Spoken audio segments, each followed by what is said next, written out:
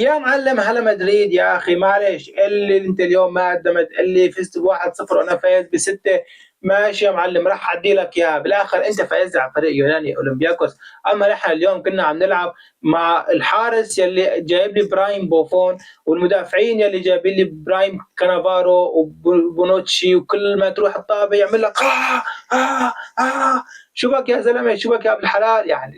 جرين انت بتلعبني نهائي دوري الابطال انت، حاسسني انه بنهايه دوري الابطال وكل ما تطلع الطابه لبرا وصياح وعياط وجرينتا الايطاليه هيك واللي بتحمس، وانا بتفرج عليهم. بالاخر اخذنا 3 نقاط واخذنا المهم، وخلينا نقول انه الفوز باداء سيء افضل من التعادل او الهزيمه. الفريق اللي بيعرف يفوز باداء سيء احسن من الفريق يلي بيخسر باداء جيد، هي دائما تذكرها. والاداء الجيد رح يجي. انت اليوم ما كان يومك وحققت 3 نقاط واخذت الفوز، لهيك لما حيكون يومك حتفوز بفوز كبير.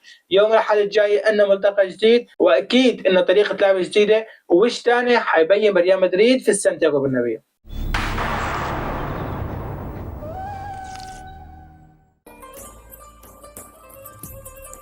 شوف، مع انه راح انشيلوتي وتغير كثير من لاعب الفريق، لانه لحد الان عم نعتمد على الفرديات، ولسه تشافي الونزو ما بيحسن انه يلعب باسلوبه وبطريقته او ينفذ الخطط اللي براسه اللي كان مفروض انه يلعبها.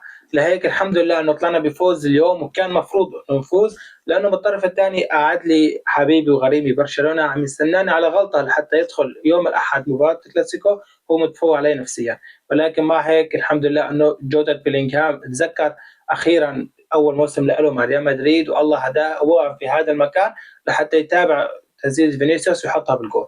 1-0 ريال امن على الفوز. خليني بالاول احكي لك على شيء احنا انتبهنا عليه مع ريال مدريد من اول موسم لحد الان، هو انه دائما بيكون نسق في المباريات تصاعدي. يعني الريال ما بيبدا ضاغط في المباراه، الريال ما بده يستحوذ وياخذ كل اللعبه من اول بدايه ويبذل مجهود كبير في اللعب. دائما الريال عم يبدا على الهادي شوي شوي، لحد ما بعدين يطلع بالنسق شوي شوي يعلى ليوصل بالشوط الثاني لقمة المستوى ويسجل أهداف أو يحقق المراد من المباريات. أما بعد ما انتهت المباراة فبعض الآراء بتقول إنه نحن كان لنا حوالي 30 محاولة على المرمى، منهم جابهم الحارس، منهم كان برا الإطار، ومنهم كان على المرمى ولكن شالوها دفاع أو بشكل آخر.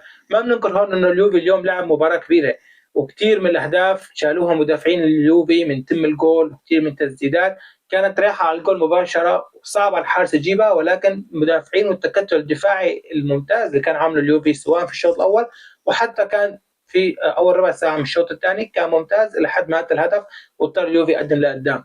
لهيك نحن اليوم كل هالارقام هاي ما بتقول شيء مقابل يلي عمله كورتوا واللي عمله ميليتاو، بدرجه اقل اسينسيو. يعني اليوم بصراحه كورتوا شال لي هدفين 3 محققين بعد ما انفرد، يلدز على ما اعتقد انفرد بالمرمى وجه لوجه مع كورتوا، وكان رح يسجل لولا انه كورتوا حسن يتصدى للكره وطلعها ركنيه باكثر من محاوله. شفنا كورتوا عم يتصدى. ابو سمعه ما له حدا برات الحاره، وطول عمره من بيته لمحرسه، من محرسه لبيته. اما عن ميليتاو فخلينا نجيب لك مثال ببين قديش كان ميليتاو مركز في المباراه وواعد الادوار والشيء اللي عم يقوم فيها. شفنا بلقطه انفراده كينان يلدز بحارس مرمى كورتوا تقريبا كانت باول شوط الثاني، لما راح راس مع الحارس وكان ميليتاو عم يحاول يخلص طابه منه. اي مدافع راح يكون الفكر اللي براسه انه يعمل تاكلينج على اللاعب ويطلع بكارت احمر حتى يمنعه من هدف، ولكن الشيء اللي عمله ميليتاو انه تم يضايق على اللاعب وتم يخنق اللاعب بدون ما يرتكب عليه خطا، وخلى اللاعب لما حيسدد ما حيكون مرتاح 100% او يختار شو الطريقه اللي بتناسبه للتسديد، لا جبره انه يلعب على اتجاه واحد، وبالاخر استطاع كورتوا انه يكملها ويطلعها. يلا عمو، يلا حبيبي، يلا روح اشرب حليب واعمل بيبي ونام لانه اللي بعمرك صار لهم زمان نايمين. اما عن اسينسيو فكمان بدي احييه على المجهود يلي قدمه اليوم، يعني احسن من كثير مستويات قدمها اسينسيو بالمباريات السابقه. شفنا اليوم يعني واقف على حيله شوي وعنده شويه رجوله واقف فيها وشاهد فيها حاله. الواضح انه اسينسيو لما طلع باخر دقائق انه في اصابه، بتمنى ما تكون هالاصابه دائمه، بتمنى تكون اصابه خفيفه يتجاوزها ويطيب منها قبل مباراه الكلاسيكو، لانه احنا بالكلاسيكو ما عندنا غير هدول المدافعين اللي لعبنا فيها، باقي المدافعين اللي عندنا قلوب الدفاع كلهم مصابين. فبتمنى انه ما يكون في اصابه لاسينسيو، لانه اكيد اسينسيو راح يكون لاعب اساسي. ما بعرف اذا كان الونزو راح يفكر يلعب تشاوميني بقلب دفاع، ولكن صعب كتير بظل الاداء القوي اللي عم يقدمه تشاوميني بخط النص كمحور. اما لو حنروح للهجوم فخليني اقول لك انه مبابي بعد ما كان نايم نص ساعه بمنطقه جزاء يوفنتوس قرر انه يطلع لبرا ويحاول يتحرك من برا، وشفنا انه بالربع ساعه الاخيره في الشوط الاول كيف عمل اكثر من هجمه قويه واكثر من تمريره حلوه بين الخطوط، وحتى التمريره الاخيره كانت لميليتاو شاطها برا الجول كانت رائعه كثير بعد ما روم 3-4 لعيبه يعني تقريبا قدامه من يوفنتوس. اما عن فينيسيوس فالمباراه الثانيه على التوالي اللاعب بتركيز عالي ما شاء الله عليه، يعني جداء على الخشب، وهذا اللي بنتمناه من فينيسيوس انه تمع هذا المستوى. اليوم ما صح له كثير مساحات لحتى يورجي امكانياته الفرديه بشكل كبير، ولكن بالكلاسيكو اكيد رح تجي كثير من الفرص لحتى يلعب 1-1. هي جمعيتها وهي هدول فوقهم إكرامية. اما الشيء اللي لاحظته والشيء السيء انه نحن حوالي 75 ركنيه اخذناها في الشوط الاول وما استفدنا بولا وحده باستفاده صحيحه، اللهم غير التصويبه اللي كانت من تشاوميني حطها براسه وحطها بحضن الحارس خفيفه. يعني اللي كان باول موسم انه شفنا الونسو عم يحاول يركز كثير على الكرات الثابته كيف تلعب وكيف بنتصدى لها، اما بعدين شفنا انه في تراخي كثير وفي سوء انضباط وسوء تمركز بكرات ثابته سواء اذا كانت علينا او اذا كانت لنا. يعني كل هالركنيات وتعب اللعب وكروسات بشكل حلو حتى من لاعب مفتوح لكروسات عم بتكون ما بكون في لاعب يطلع ينطح براسه. يعني اذا اليوم انت منزل بلينجهام لهذا الشيء فبلينجهام ما قدر انه يتواجد بالمكان يلي يستفيد منه.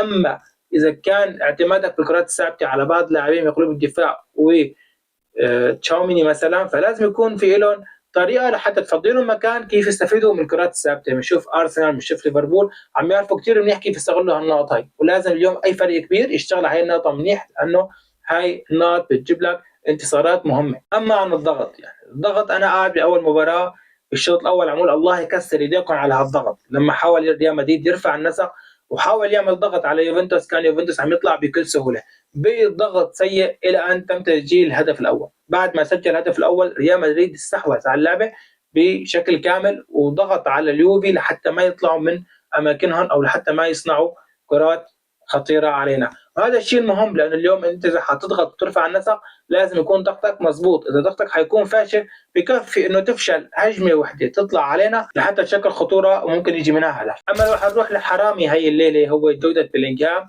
خليني اقول لك انه جوده بلينغهام اخيرا ذكرت شوي من اول موسم لعبت فيه وحسنت انك تقدم اداء اليوم حلو، ولكن اداء بلينغهام الحلو اجى بعد ما تم تبديل اردا جولر باخر ربع ساعه.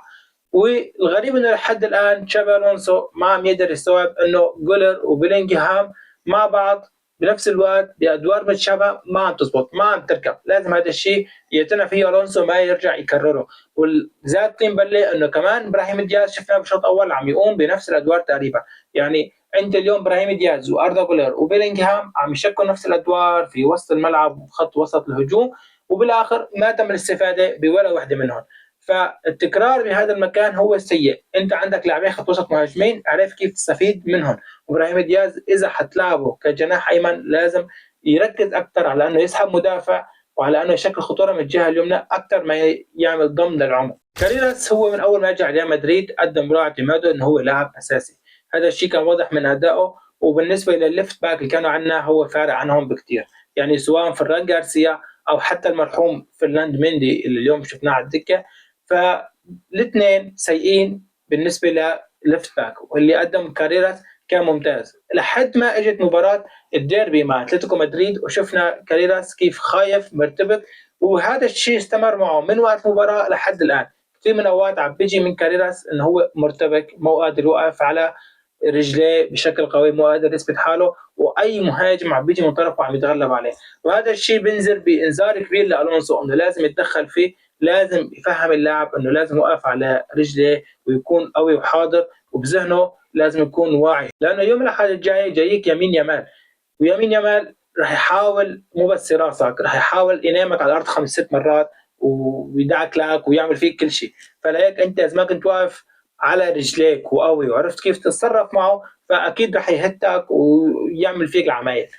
فتشابي الونسو مطلوب انه يلاقي حل للجهه اليسرى ويلاقي حل لكاريراس، بالتأكيد التأمين على قلوب الدفاع يعطيهم أريحية وراحة، ويبدأ يخطط كيف يحمي قلوب الدفاع، لأنه الواضح أنه اليوم يوفنتوس حاول يلعب على المرتدات، ما كان في ضغط على خط النص، فخط النص كان مرتاح تقريبا من الهجمات المرتدة أو من بناء اللعب. ولكن يوم الأحد القادم راح يكون في ضغط كبير على خط النص، لازم يكون على قد المسؤولية. هون بتكون نهاية الفيديو، أتمنى إذا عجبكم الفيديو ما تنسوا تشتركوا في القناة في الأول، وتحطوا لايك، تتركوا أي تعليق تحبوا تتركوه، وتصبحوا على خير.